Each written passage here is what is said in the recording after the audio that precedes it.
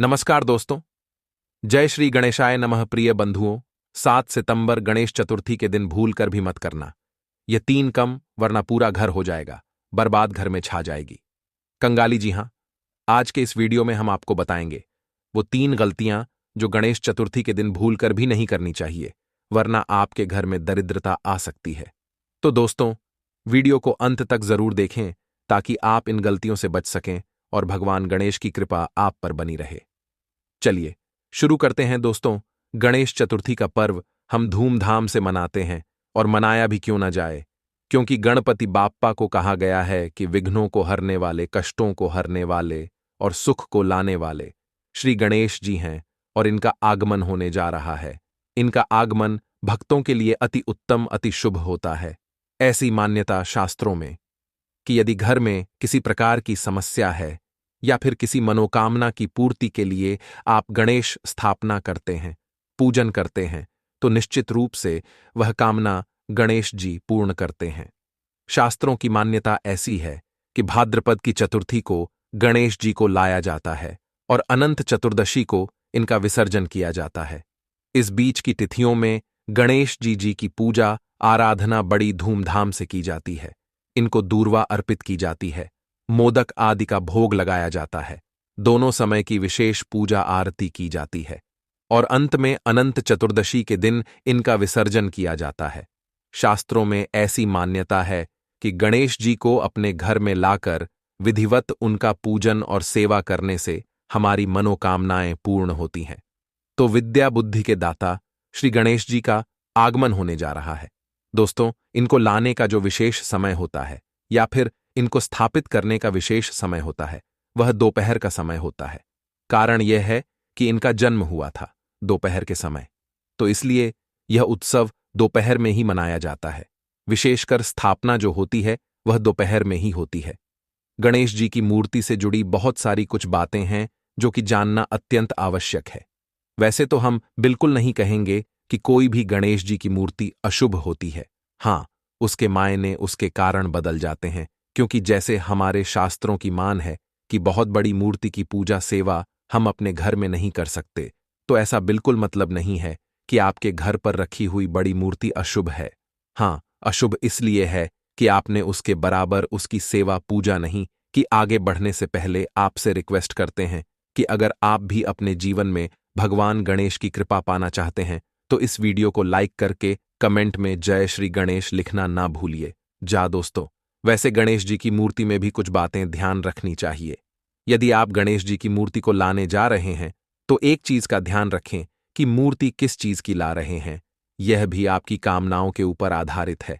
सबसे शुभ जो मूर्ति होती है, श्रेष्ठ मूर्ति होती है, वह सफेद आग की झड़ से जो गणेश जी निकलते हैं, जिन्हें श्वेता गणेश बोला जाता है, वह मूर्ति सबसे शुभ होती है।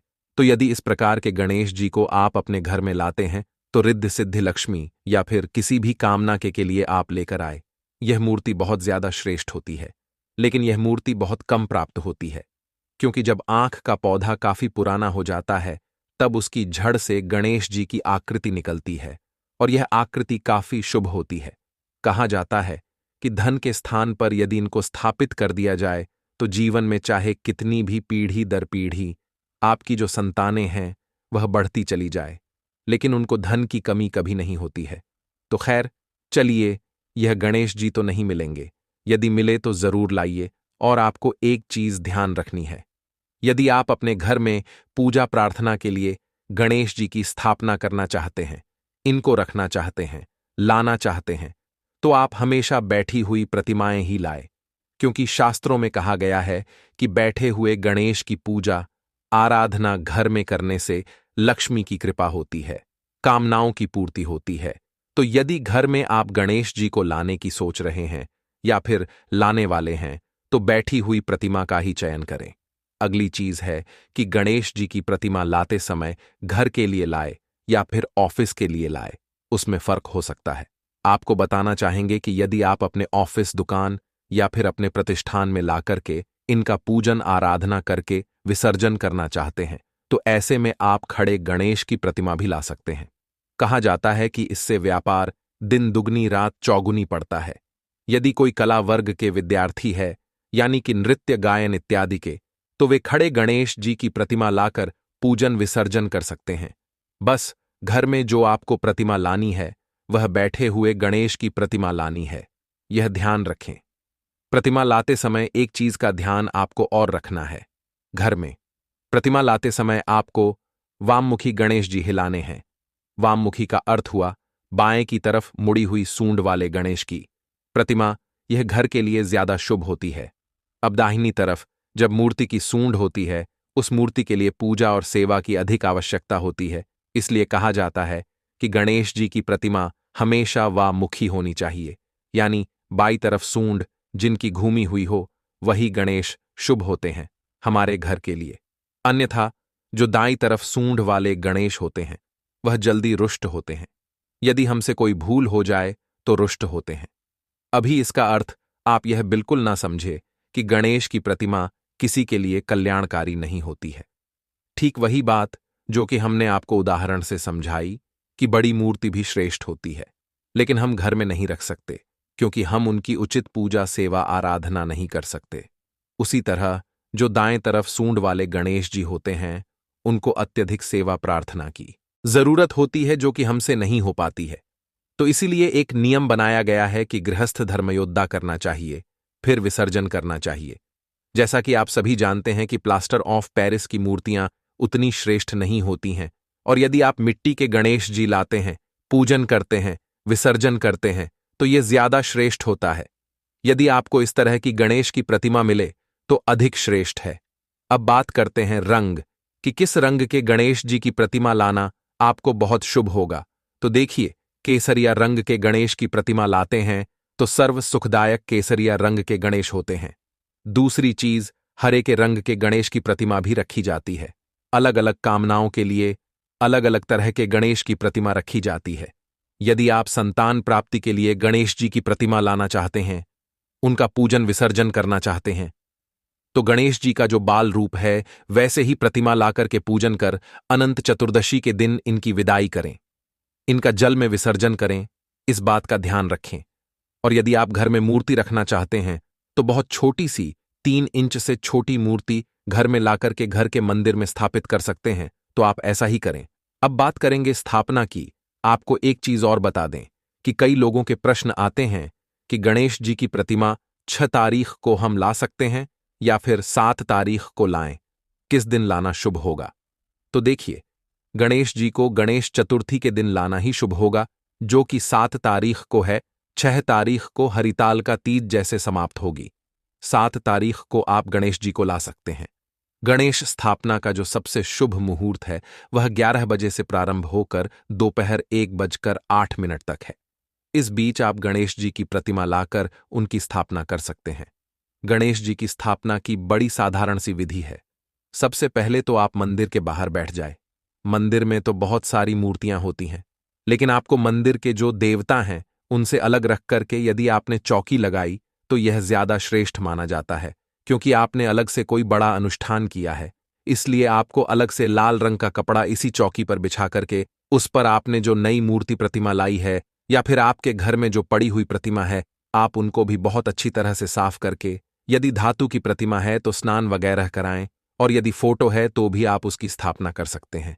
घर में पड़ी हुई मूर्ति की भी आप स्थापना पूजा कर सकते हैं, और नई मूर्ति लाते हैं तो भी आप उनकी पूजा स्थापना जरूर करें। और आपको कलश जरूर रखना है। कलश आप सभी जानते हैं, कलश में ही हम देवताओं का आवाहन करते हैं। तो कलश रखने की विधि इस प्रकार है कि नीचे चावल का अष्टदल कमल बना ले, या फिर यदि आपके घर में बहुत चूहे हैं तो चावल का ना बनाकर आप थोड़ा सा रोली और हल्दी मिला करके बना ले, और ओम बना ले, स्वास्तिक बना ले, उसके ऊपर कलश रखें। कलश में एक सिक्का ढाल दे, हल्दी डाल दें, सुपारी डाल दें और थोड़ी सी दुर्वा ढाल दें, क्योंकि यह पूजा हम गप करने वाले हैं। दुर्वा जहां होती है वहां शुभता जाती है। उसके बाद आपको क्या करना है, कलश रखने के बाद गणपति की पूजा में यदि मूर्ति धातु की है तो आप उनको स्नान कराएं, पंचामृत से स्नान कराएं, और उनको चंदन इत्यादि और धूप दीप दिखाना, जो साधारण विधि होती है उस प्रकार आपको पूजा आराधना करनी है। अब बारी आती है, गणेश जी को वस्त्र अर्पित करने की मूर्ति आप लाए हैं, बड़ी मूर्ति है, तो आप उनके लिए कोई बड़ा सा कपड़ा, जैसे कि लाल रंग का, पीले रंग का कपड़ा लेकर आए, या फिर रेडीमेड वस्त्र भी मिलते हैं। तो जैसी आपकी क्षमता है वैसे गणेश जी को वस्त्र लाए, कुछ नहीं कर सकते हैं। तो मौली धागा, जिसको हमारे शास्त्रों में वस्त्र का स्वरूप मानकर देवताओं को अर्पित किया जाता है, तो वह भी अर्पित कर सकते हैं। और अंत में गणेश जी को मोक्ष सिद्धि के लिए पान जरूर अर्पित करें, क्योंकि गणेश जी को यह विशेष प्रिय होता है।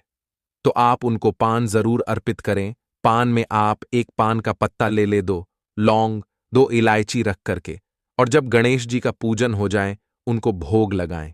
भोग में आपको पता है गणेश जी को लड्डू, मोदक इत्यादि बहुत पसंद है। आप घर में विशेष प्रिय व्यंजन बना करके भी इनको भोग लगा सकते हैं। पूरे दिन यदि आप घर में व्यंजन बनाकर भोग लगाते हैं तो वह बहुत शुभ होगा। पूरे दिन का अर्थ यह बिल्कुल नहीं है। जितने दिन गणेश जी की स्थापना होती है, आपको उतने दिन के लिए ही गणेश जी को लाना है। आप 1 दिन के लिए भी ला सकते हैं, 3 दिन के लिए, 3.25 दिन के लिए, 5 दिन के लिए, 1.25 दिन के लिए भी गणेश जी को ला सकते हैं। और 1 दिन के लिए भी आप गणेश जी की पूजा कर विसर्जन कर सकते हैं। इनकी यदि छोटी मूर्ति है तो आप घर में भी इन्हें रख सकते हैं।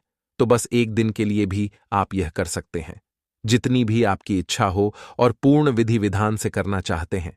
तो अनंत चतुर्दशी के दिन गणेश जी का विसर्जन होगा। तो आपको एक बार फिर से बता दें कि गणेश जी का जो स्थापना का समय है वह 11 बजे से प्रारंभ होकर दोपहर 1 बजे तक है। इस समय में आप कभी भी गणेश जी की स्थापना करें, इससे पूर्व ना करें, क्योंकि गणेश चतुर्थी की जो स्थापना पूजा होती है वह दोपहर में होती है। क्योंकि गणेश जी का जन्म दोपहर में हुआ था, इसीलिए यह पूजा दोपहर में ही होती है। तो इस प्रकार से गणेश जी की पूजा कर लेनी है और उन्हें दूर्वा की माला अर्पित करें। यदि कोई विशेष कामना है तो दूर्वा की माला जरूर अर्पित करें, जैसे कि थोड़े थोड़े दुर्वा की गांठें ले और इनको एक मोली में या फिर सफेद धागे में बांध ले और बांधकर गणेश जी को अर्पित करें। कहा जाता है कि किसी भी कामना के लिए यदि गणेश जी को 10 दिनों तक दूर्वा की मालाएं अर्पित की जाती है तो गणेश विसर्जन से पूर्व आपकी कामनाएं पूर्ण हो जाती हैं। बच्चे का मन यदि पढ़ाई में नहीं लगता तो रोज गणेश जी को भोग स्वरूप हरी से इलायची चढ़ाएं और हरी इलायची चढ़ाकर अपने बच्चे को प्रतिदिन चाय में, दूध में, किसी भी चीज में डालकर खिलाएं। इससे बच्चा कुशाग्र बुद्धि का होता है। दूसरी चीज है कि प्रसाद जब भगवान को अर्पित करें तो घर के लोगों को भी प्रसाद बांटें।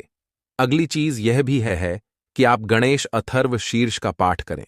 यदि बच्चे का दिमाग पढ़ाई में कम लगता है, इधर उधर ज्यादा लगता है, तो ऐसे बच्चे से गणेश अथर्व शीर्ष का पाठ कराएं नहीं करा सकते। तो घर में सुबह सुबह गणेश जी के मंत्र, गणेश जी की आरती, गणेश अथर्व शीर्ष इत्यादि मोबाइल में या किसी चीज में चलाकर छोड़ दे। पूरे परिवार में एक भक्तिमय माहौल 10 दिनों तक बना रहना चाहिए। और आप यह नहीं कर सकते हैं तो कम से कम 1 दिन तो आपको इसका पालन करना ही चाहिए। अगली चीज बता दें कि आपको गणेश जी की पूजा कर विसर्जन करने से पूर्व एक चीज और करनी है कि आपको ढेर सारी इलायची अर्पित करनी है। यदि आपके कोई कार्य नहीं बन रहे हैं तो आपको कम से कम 21 या 51 इतनी इलायची गणेश जी को अर्पित करके अपने पास रख लेनी चाहिए।